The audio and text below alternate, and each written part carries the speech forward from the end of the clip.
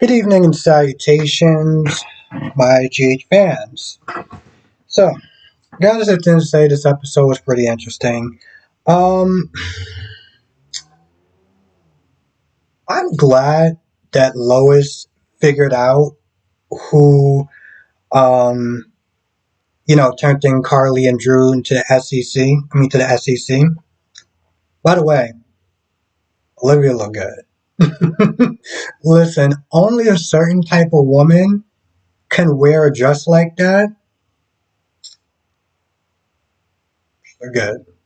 Um, but throughout this whole episode, Olivia is just like, let it go, leave it alone, yada yada yada. At one point, Ned is not there getting confronted by Carly. Carly's not there giving all the smoke for ratting her out, which I'm just like, Ned is like, listen, at the end of the day, I'm not the one that committed the crime. You did. And I think she says something along the lines of, well, what if I return the favor? Okay, Carly. Does accountability actually mean nothing to you at this point? I get that she's not just upset with herself, for herself, but she's all upset about Drew. But the thing is, Drew's the head of the company. He went to jail. Things happen in jail, unfortunately. That's it shouldn't have happened, but that's what happens when you go to jail. So it's one of those things where it's like, in reality, you should be more upset with yourself than you should be with Ned at this point. You're the one that initially caused this whole thing. Anyway, she sees Carly going at him, and Lois is like, this is ridiculous. I don't like the fact that he's getting lambasted for something he didn't do. And Olivia's like, well, he's just not there keeping the peace, yada yada yada. When Lois does figure out it's Nina that did it, she had the same reaction that I did. She's pretty much just like, why would you not want Sonny to know what kind of person that he's really dealing with? He's in love with this fairy tale version, but if he knew the truth that this woman was willing to put the mother of his children in jail out of spite or whatever, I'm pretty sure that he would look at her differently. And as somebody who grew up with him, you would want the best for him. Nina, really at this point? Granted, I get no one's saints, but come on. So I get where she's coming from. And of course, at this point, it's like, listen, if Lois knows the truth, come on. Now, after Sonny leaves Nina, Cyrus comes in. And Cyrus does this whole Bible thumping, you gotta sit there and confess your sins, and you hurt a lot of people, and yada yada yada. And I am sitting there looking at this. I'm like, Cyrus, you really want to sit there and start talking about how she hurt a lot of people for what she did, compared to the long list of what you did? Come on. At this point, you really shouldn't even be sitting there talking to her about committing, doing bad things to people and hurting good people and this, that, and the third. Like, no, you are the last person to be sitting there passing judgment on anybody. But, and that's another thing. Nina's like, well, I don't understand. Like, you don't even know me. Like, why are you so invested in my salvation and this, that, and the third? And he tries to make it seem like, well, if you don't tell them, I will. And eventually Nina's like, if he should hear from anybody, he should hear from me. Now, Sonny gets back and, they're about to sit there and drop the ball or whatever and fireworks and stuff. But Lois is like, yo, listen, we gotta sit there and have a little chit chat. And she tells Sonny that your family been lying to you. And you saw in the previews that she pretty much is like, I know who turned in Carly and Drew. I don't know if she's going to sit there and say it.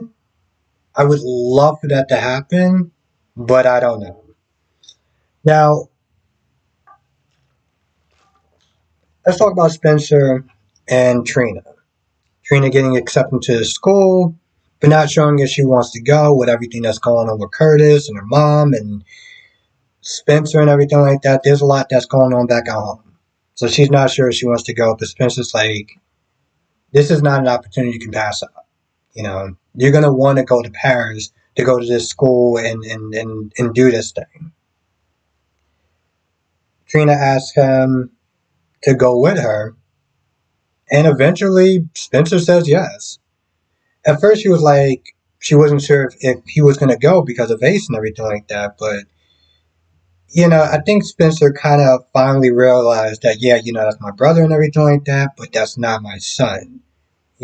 She's at the end of the day, I don't have a legal standing point with this child. Esme does, and I have to sit there and accept that.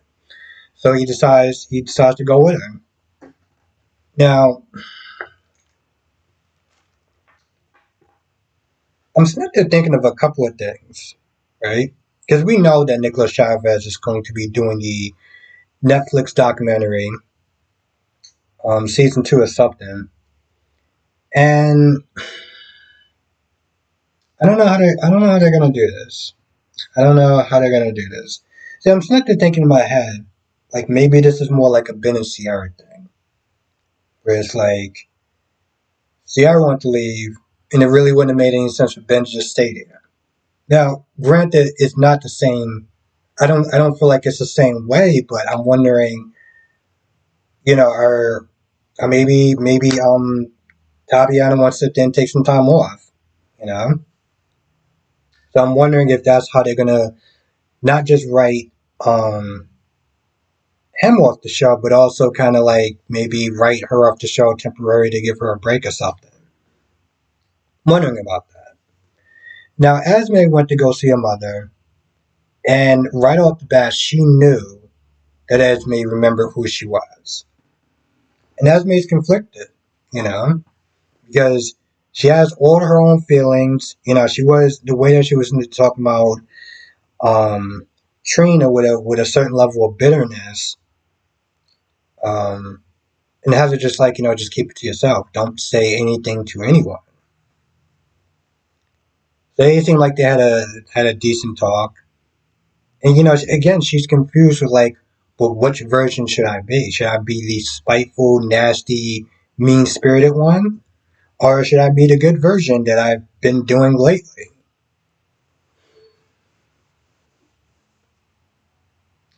And I guess in some ways I can agree with Kyrie's and Dion that she should be a bit of both, because being a villain too much can only get you so far in the show if you want to sit there and last. You can only go to a certain point.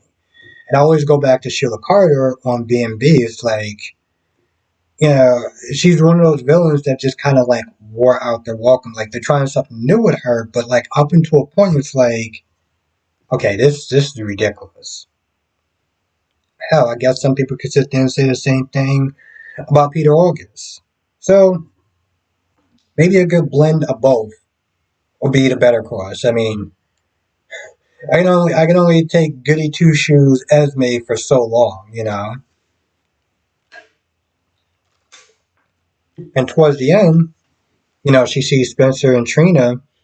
She starts balling up her fists. So that's another thing I'm wondering how they're going to sit there and write Spencer off. Maybe Esme tries to do something to Trina and Spencer defends him and he defends her and maybe he is hurt or whatever. Bunch of different scenarios. I feel like that's probably the most likely scenario, but I guess time will tell. Guess time will tell.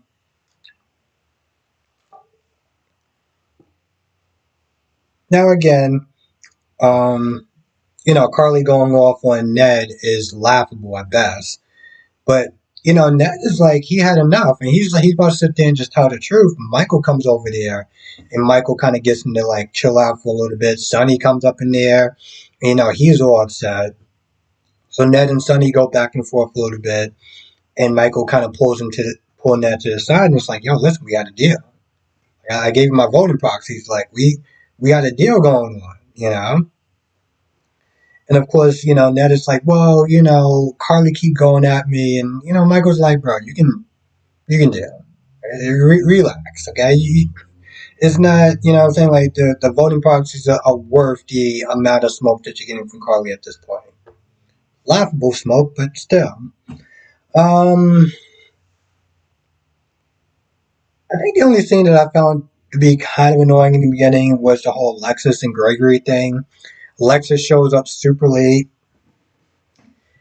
and then she starts asking a bunch of questions to sit there and stall. And then she sees who the person that she's going to be jumping with. And she's like, no, I can't do it. I can't do it. I can't do it. I'm like, Alexis, you annoying disappointment. But then in the end, she decides to do it. And then she talks about how fun it is. And then Gregory kisses her because, at this point, why not? It's one of those things where it's like, always just reminds me of what a lot of people thought Gregory was there for. Was going to be Alexis's love interest. And now it seems like that they're going to do it, but at this point, the dude is already dying. So, like, you're just going to give her somebody else that's just going to get killed off? Like, is this what we're doing? You got Julian, you got that doctor, I can't remember his name. It was on one of those Stargate shows. Jerry Jacks, briefly. Because she's not exactly really good. She's not exactly really lucky in the love department. At one point, people kept suspecting that it was going to be Harmony. And then I guess they maybe got cold feet about it and decided not to do it. But, yeah, let me see if there's anything else. Oh, and then Drew comes back towards the end, and him and Carly has loving in the afternoon. So, I know there was like this theory that was going on that, Drew was going to get stuck in Australia and was going to get kidnapped by, maybe Brendan's men or whatever to kind of force Sonny's hand to comply. Well, that's out the window. Hmm. Anyway, I'm not gonna lie. I kind of feel like that's pretty much about it. All in all, I was sit there and say it was a decent episode. I don't think they're going to be showing an episode on Monday.